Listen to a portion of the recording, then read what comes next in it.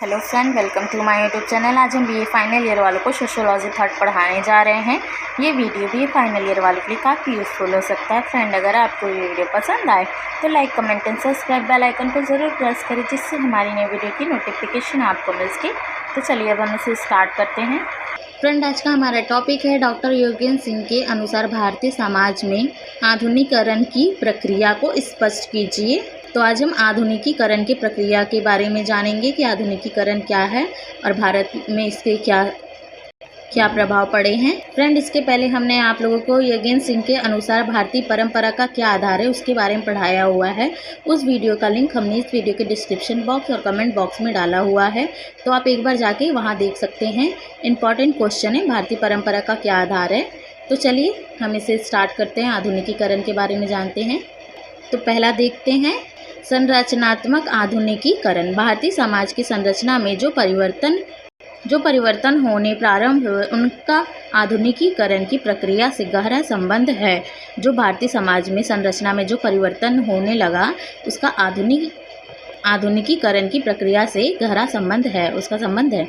Doctor Yogendra Singh के अनुसार भारत में औद्योगिकरण के फलस्वरूप ही यहाँ एक नए औद्योगिक श्रमिक वर्ग तथा श्रम संगठनों का प्रादुर्भाव हुआ, जिनकी प्रकृति लगभग पूरे भारत में एक जैसे देखने को मिलती है। मतलब कि जब औद्योगिकरण आया तो समाज में जाति पाति भेदभाव छुआछूत जैसे ये सब खत्म होकर लोग एक संगठित होकर एक औद्योगिकरण के कार्य को करने में जुट गए और वहाँ पे श्रमिक संगठन सब वहाँ पे एक साथ मिलजुल के काम करने लगे और वहाँ पे किसी भी प्रकार का किसी के साथ भी भेदभाव नहीं होता था।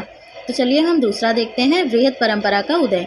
एक सार्वभौमिक वैधानिक व्यवस्था, पश्चिमी शिक्षा का प्रसार, नगरीकरण, औद्योगिकरण, संचार और परिवहन के नए साधन तथा समाज सुधार इस वृहद परंपरा के सम्मुख अंग हैं। मतलब कि ये सब किसके अंग है? वृहद परंपरा के। एक नगरीकरण है, औद्योगिकरण, परिवहन, ये सब इसके अंग है। किसके? वृहद परंपरा का उदय हुआ इसके कारण। तो थर्ड देखते हैं, राष्ट्रीय नेतृत्व का विकास। प्रारंभ में राष्ट्रीय नेतृत्व केवल नगरों तथा संभ्रांत वर्गों तक ही सीमित था। इसके द्वारा जाति और गांव से संबंधित परंपरा में कोई परिवर्तन नहीं हुआ था। उसके बाद 20वीं शताब्दी के शुरू से जब राष्ट्रीय आंदोलन जोर पड़ने लगा, जब तक नई चुनाव पद्धति शुरू हुई, यही से ग्राम स्वराज की स्थापना तथा जाति संबंधी विभेदों के उन्मूलन पर जोर दिया जाने लगा। इन दशाओं में आधुनिकीकरण की प्रक्रियाओं को सुदृढ़ किया, जो आज़ादी के बाद पूर्ण रूप से प्रभावी हुई। तो क्या था यहाँ पे? पहले जो प्रारंभ में राष्ट्रीय नेतृत्व केवल नगरों तथा संभ्रांत वर्गों तक ही सीमित था, लेकिन उसके बाद क्या हुआ? जाति और गांव के संबंधित परंपरा कोई परिवर्तन नहीं हुआ था। फिर क्या हुआ? 20वीं शताब्दी के जब शुरू हुए, 20वीं शताब्दी के बाद जब राष्ट्रीय आंदोलन पर जोर पड़ने लगा, तब तक नई पद्धति की शुरू हुई। फिर यहीं से क्या हुआ? ग्राम साम्राज्य की स्थापना शुरू हो गई। जाति संबंधी विभेदीकरण के उन्मूलन पर जोर दिया, जाति पे ज़्यादा जोर दिया गया और वो सब जो जातियां थी उन्हें खत्म किया गया, जाति विभेदीकरण को। जब हमारे समाज में आधुनिकीकरण आया तो आधुनिकीकरण ज़्यादा से ज़्यादा क्या प्रभाव कर रहा था? जाति को, क्योंकि जाति जो चाहे जिसकी थी वो सभी जाके वहाँ पे काम कर रहे थे। तो चलिए फोर्थ वाला देखते हैं, भूमिका संरचना में परिवर्तन। आज़ादी के बाद भारत में ग्रामीण जीवन में 3 नगरों व्यवस्थाएं लागू हुई। एक और सामुदायिक विकास योजनाएं के द्वारा ग्रामीण विकास पर आधारित ध्यान दिया गया, तो दूसरी जमींदारी व्यवस्था का उन्मूलन करके भूमि सुधार लागू किए गए। मतलब यहाँ आज़ादी के बाद गांव में जो था ग्रामीण जीवन में 3 लोगों पे ज़्यादा जोर दी गई। किस पे? उनमें व्यवस्था लागू की गई सामुदायिक विकास योजनाएं में, और गांव के लोगों पे और ज़मींदारी पे और व्यवस्था पे उन्मूलन, उन लोगों में सुधार लाए गए।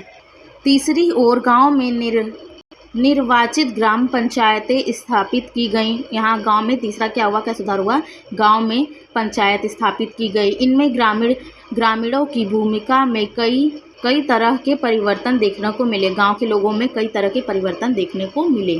तो फ्रेंड, यही थी हमारी योगेंद्र सिंह के अनुसार भारतीय समाज में आधुनिकीकरण की क्या प्रक्रिया है। तो यहाँ पे संरचनात्मक आधुनिकीकरण, वृहद परंपरा, राष्ट्रीय नेतृत्व का विकास हुआ और भूमिका संरचना में परिवर्तन आए। तो जो भी हुआ किसके कारण हुआ, मेन मुद्दा क्या था, आधुनिकीकरण। जब हमारे समाज में, जैसा कि हमने पहले ही बताया, आधुनिकीकरण आया तो बहुत कुछ परिवर्तन होने लगा। गांव से लोग हट के नगरों में ज़्यादा लोग रहने जाने लगे, क्योंकि वहाँ पे उन्हें काम मिल रहा था, कामों का दिक्कत नहीं था, वहाँ पे लोग काम कर रहे थे अच्छे से और उनका जीवन और अच्छा बन गया था। वो अपने परिवार को काफ़ी अच्छे से चला पा रहे थे, उनकी मेहनत की उन्हें पूरी पैसे मिल रहे थे। तो यही सब प्रभाव पड़ा समाज पे और भारत के लोगों पे आधुनिकीकरण का। आई होप आपको वीडियो समझ में भी आई हो, पसंद भी आई हो। फ्रेंड, कैसे लगी आपको वीडियो, लाइक, कमेंट और सब्सक्राइब बेल आइकन को ज़रूर प्रेस करें, जिससे हमारी नई वीडियो की नोटिफिकेशन आपको मिल सके। Thank you for watching my video.